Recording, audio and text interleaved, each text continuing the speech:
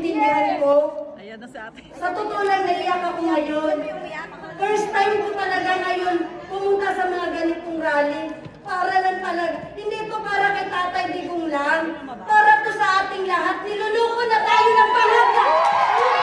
Yan! Yan si Marcos na yan! Pangak na pangak! Yung asawa niya, si Lisa Ranita Marcos, pangak na doon siya sa Amerika. Nakadetain!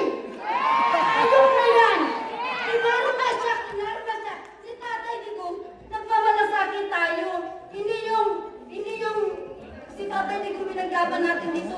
Yung tayo, mga Pilipino. Ayun dapat i-plus sa Inodoro ang alyansa. Tanggalin ang bas, tanggalin ang bas. Dapat PDP laban. Tanggalin ang bas. Mabuhay! Tapos ka na! Okay. Maraming salamat. Maraming salamat.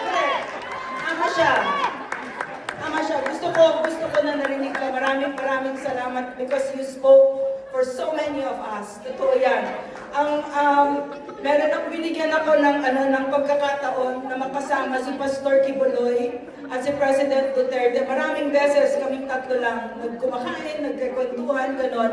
At nung binisita ko si Pastor Kibuloy, siguro 2 weeks ago, alam mo, the first time I saw him, siguro mga October yata yun, nabisita ko siya, muntik ako umiyak. Pero ang pumigil sa akin ng pag-iyak, nakita ko yung mukha niya na parang may warning siya, huwag ka iiyak. Okay lang tayo.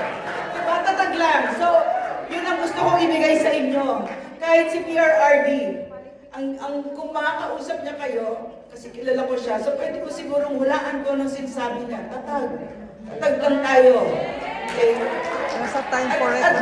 Ang ginawa ni PRRD, at saka si Pastor, tumalon na sila sa bangin. Walang takot itong dalawang ito. Wala. At ang pinakaayaw nila ay matakot tayo.